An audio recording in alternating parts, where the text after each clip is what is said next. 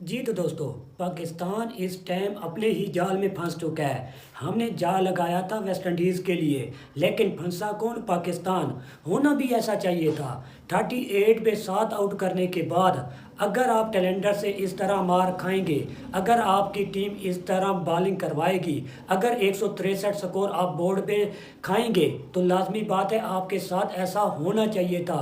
उसके बाद मज़े की बात, 119 पे जब पाकिस्तान के 4 खिलाड़ी आउट थे, उसके बाद 154 पे पाकिस्तान की पूरी टीम पवेलियन लौट गई। और मज़े की बात, ये एक मरतबा नहीं हुआ, एक ही मैच में 2 मरतबा। जी हाँ, पाकिस्तान के साथ बॉलिंग के साथ पाकिस्तान की टीम के साथ 2 मरतबा हुआ है। अगर देखा जाए, बॉलिंग में 38 पे 7 आउट करने के बाद 163 स्कोर खाए। और दूसरी इनिंग्स में, अगर दूसरी इनिंग्स में देखा जाए तो अर्ली ऑन हमने उनके 5 खिलाड़ी 119 स्कोरों पे आउट कर लिए थे। लेकिन उसके बाद उनके लोअर एडर उन्होंने हमें एक बार फिर धो डाला और वहाँ से उनकी टीम 244 रन तक पहुँच गई। तो लाजमी बात है, इस कंडीशन पे, इस जैसी पिच पे, ऐसे ट्रैक पे 253 रन का टारगेट मुश्किल ही नहीं, नामुमकिन बन चुका है। जिस तरह का ट्रैक है, और बिस्मिल्लाह करें अपने बैट्समैनों की, क्या ही बात है भाई साहब। ये सीना कंट्री में इनको खिलाएं। अब ये स्पिन ट्रैक के अगेंस्ट नहीं खेल सकेंगे। अगर वेस्ट इंडीज़, वरीकैन, मोती अगर इस तरह पाकिस्तानी बैट्समैनों को टफ टाइम दे रहे हैं, तो सोचें महाराज क्या करेगा। सोचें अगर श्रीलंका आएगी, जयसूर्या क्या करेगा। इसके अलावा आप सोचें अगर हमारे घर में न्यूजीलैंड आएगी, सेंटनर आएगा, एजाज पटेल आएगा, वो क्या करेंगे। इस तरह की कंडीशन में हमसे ज़्यादा अच्छा उनका लोअर आर्डर खेला है, हमारे बैट्समैनों से ज़्यादा अच्छा उनका लोअर आर्डर खेला है।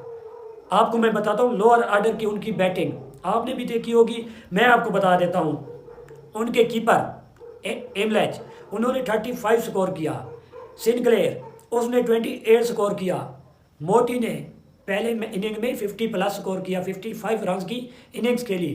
दूसरी इनिंग्स में 18 रन की इनिंग्स। यार ऐसी कंडीशन में आप 15 से 20 रन की इनिंग्स अगर लोअर आर्डर खेल जाता है तो भाई शानदार है, बढ़िया है। इसके अलावा उनका वरीकैन 18 रन की इनिंग्स। इससे पहले पहली इनिंग्स में वरीकैन ने, मैं आपको बता देता हूँ, वरीकैन ने जो इनिंग खेली थी 36 रन की इनिंग्स खेली थी। 40 गेंदों की मदद से उसने 36 स्कोर बनाए थे। 90 का, जी हाँ 90 का स्ट्राइक रेट था। अब अपने लोंडों की जानिब आ जाते हैं। शान मसूद एक बार फिर नाकाम रहे। हुरैरा जो कि टफ टाइम है, ठीक है, नया लड़का है, यंग लड़का है, इस तरह का उसको पहले एक्सपीरियंस नहीं हुआ, इस तरह का ट्रैक उसे नहीं मिला।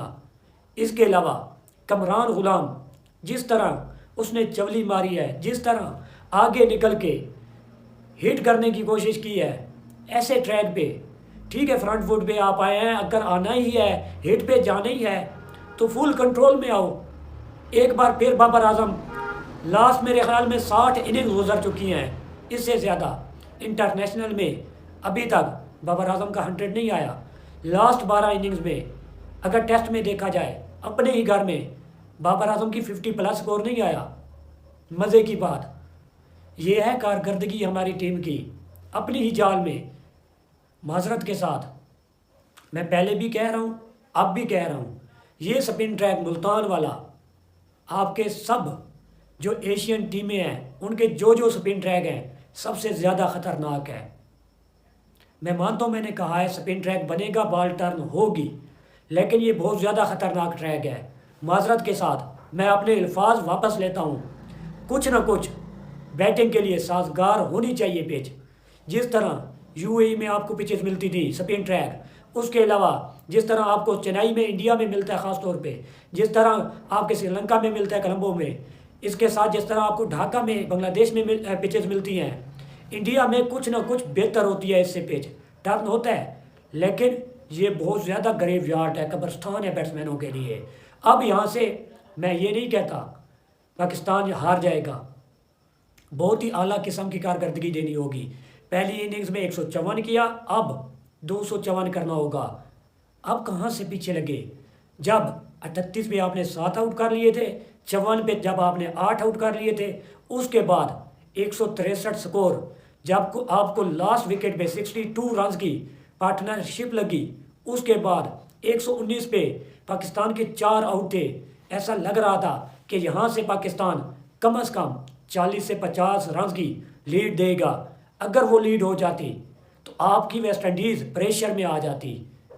यहाँ से कौन सोच सकता था, लेकिन पाकिस्तान टीम में सब सोच सकते हैं। अगर पाकिस्तान की जगह कोई और टीम होती, 38 पे 7 आउट करने के बाद वो टीम अगर हारती ना, तो फिर कहते आप 26 पे 6 आउट करने के बाद फिर भी पाकिस्तान हारा था, 16 पे 4 आउट करने के बाद पाकिस्तान फिर भी हारा था। 48 रन लास्ट 2 विकेट्स पे पाकिस्तान के अगेंस्ट हुआ था, पाकिस्तान फिर भी हारा था। उसके अलावा पैट कमिंस की पहले ओडीआई में मैच में, मुझे वो रन से याद नहीं आ रहे, वो इनिंग्स याद रखिएगा, पाकिस्तान हारा था। यहाँ पे कंफर्म हो चुका था पाकिस्तान जीतेगा, लेकिन माजरत के साथ ये मटीरियल नहीं है, ये आपका स्पिन ट्रैप पे मटीरियल नहीं है। इनको ज़्यादा से ज़्यादा खिलाएं।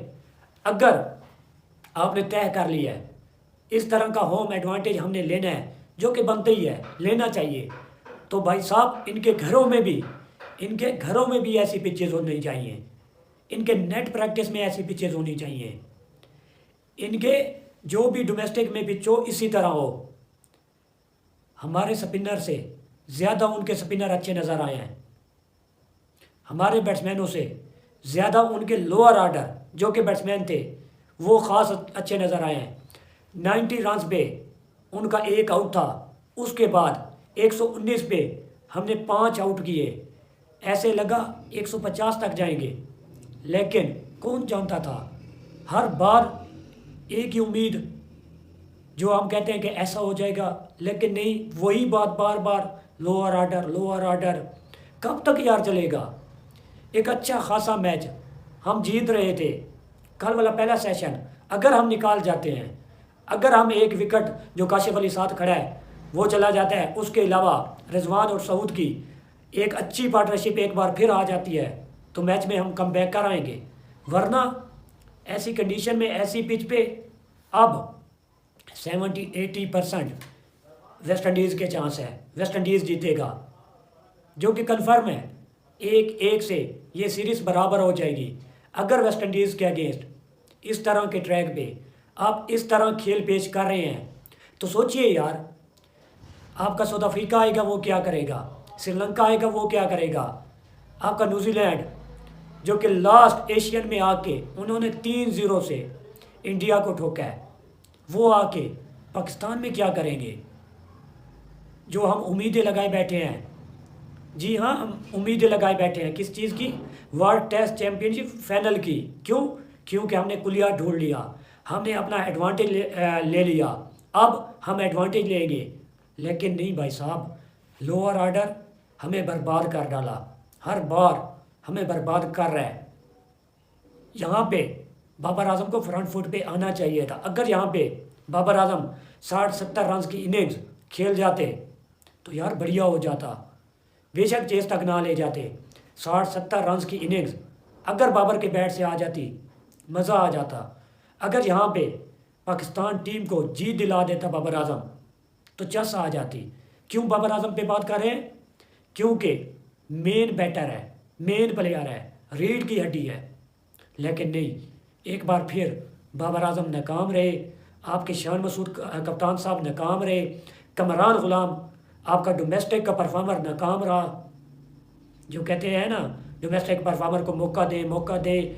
जब बाबर बैर गया था सब बहुत ज़्यादा तंज करने लग गए थे। मैं तंज नहीं कर रहा कमरान गुलाम पे, भाईजान टफ सिचुएशन पे ऐसे बैट्समैनों को वक्त लेना चाहिए, परफॉर्म करना चाहिए। हुरैरा चलो बात नहीं करेंगे, यंग लड़का है, नया लड़का, दूसरा टेस्ट मैच ऐसी कंडीशन में अगर मिलेगा तो काफ़ी मुश्किल है। कमरान गुलाम ने जिस तरह इंग्लैंड के अगेंस्ट बैटिंग की थी दूसरे टेस्ट मैच में, वहाँ से हमें उम्मीद मिली थी, एक अच्छा बैटर और हमें मिल गया स्पिन के अगेंस्ट। लेकिन देखते हैं कल क्या होता है। उम्मीद है कि ये सीरीज़ 1-1 से बराबर हो जाएगी। अगर बहुत ही ज़्यादा अनहोनी हो गई, बहुत ही ज़्यादा जो कि हम सोच भी नहीं सकते वो हो गया, तो फिर तो है पाकिस्तान सीरीज़ जीत जाएगा, वरना 1-1 से ये सीरीज़ बराबर हो जाएगी।